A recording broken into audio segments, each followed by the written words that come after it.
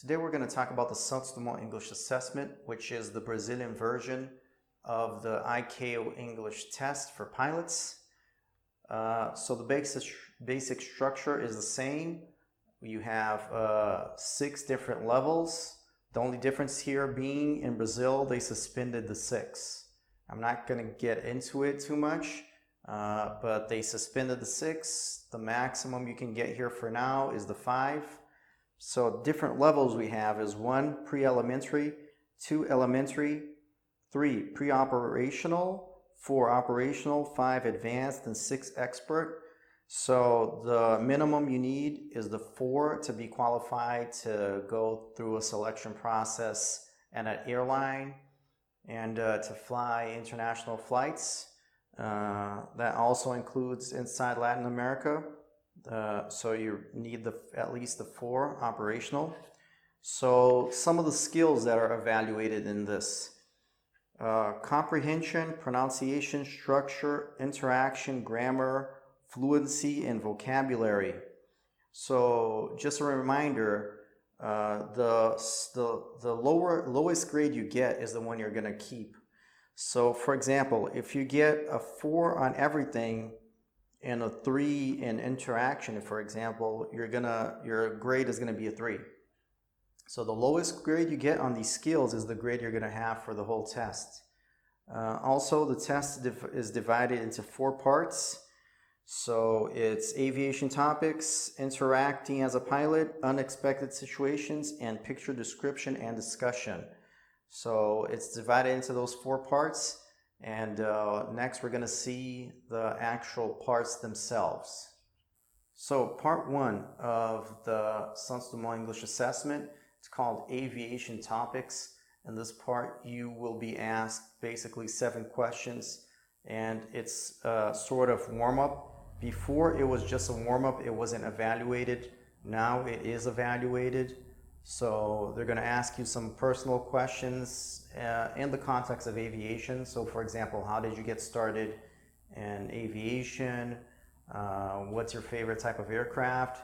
And based on your answers, they can ask you additional questions linked to your original answer.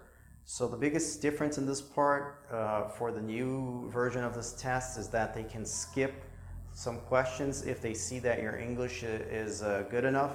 They won't go through all the 7 questions, they'll just skip ahead.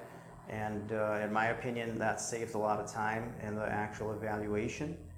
So that is part 1, aviation topics.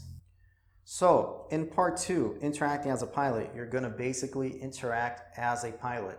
So you're going to interact as a pilot in a few different situations here, up to 5 situations.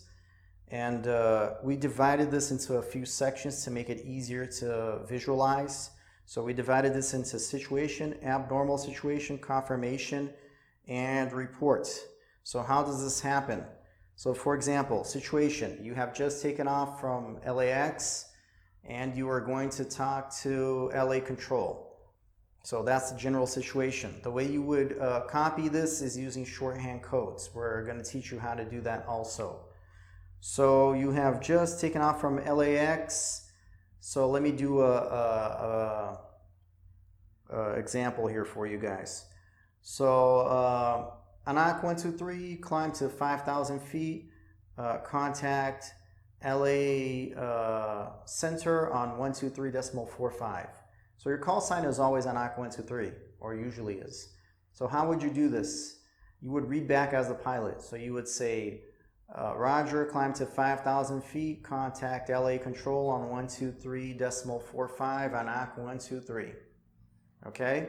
Just to remind you, I had said that you were talking to LA control before, so you would say LA controls, climb to 5,000 feet, contact LA center on 123.45, ANAC 123.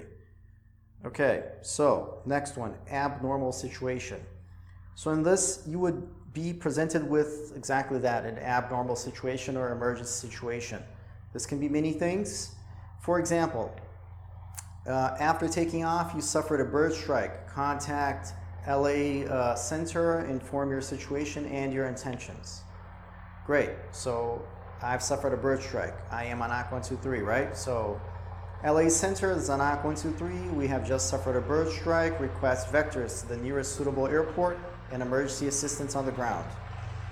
Okay, great. So that is abnormal. Next section here, confirmation. So I would ask you to confirm what you just said, and I'll probably give you some additional instructions, okay? So confirmation. On ACAO 123, descend immediately to 1,000 feet. Please confirm you have suffered a fire on board. So my response, negative. I have suffered a bird strike. Roger, descend to 1,000 feet on ACAO 123. So that's basically it. You're just going to deny or confirm the situation and read back the instructions given. And on the report, next section here, report. So I'm going to ask you, what did the controller say? So you're just going to tell me, the controller instructed me to descend to 1,000 feet and asked me to confirm if I had a fire on board. That's it, part 2. So in part 3, unexpected situations, you're going to be given 3 situations, 3 audios, and it's basically going to be an exchange between a pilot and an air traffic controller. So you are going to listen to this exchange, then they're going to ask you to report on what they said. So you're just going to tell them, the pilot, for example, Atlas Air requested descend, whatever. And the controller instructed them, usually try to get the controller's name or the function. So for example, LA control instructed them to blah, blah, blah, blah, blah. Great. After that, they're going to ask you a question related to that audio. So for example, if you were the pilot in the situation, what would you do? Okay, great. If I was the pilot, I would do this, this, and this. Remember that these audios play twice automatically. You don't have to ask to repeat, okay? So after you do this 3 times, 3 different audios, they're going to ask you to compare the 3 audios. So you're going to say, so in my opinion, the easiest one is this one because this, this, and this. The intermediate one is this one because this, this, and this. And the most difficult one in my opinion is this one because this, this, and this. And that is basically it for part 3. So in part 4, picture description, you are basically going to describe a picture. And the way you're going to do that is you're going to detail as much as you can about the picture. So it's a aviation themed picture, so usually it's an airplane and something's happening to it. After that, they're going to ask you some questions related to that picture. Usually the questions are, what do you think happened before this picture was taken? What do you think will happen after this picture? How do you think this affects aviation? And to what extent do you agree or disagree with the following statement? And they're going to give you a statement of some kind, and you're basically going to have to agree or disagree with that statement. And we will have tips on each one of these parts and suggested answers and how you should do this in later videos. So be sure to subscribe to this channel to be informed of all of that, and like this video if you did like it, and we'll make much more of this type of video and this type of content. And that is it for today.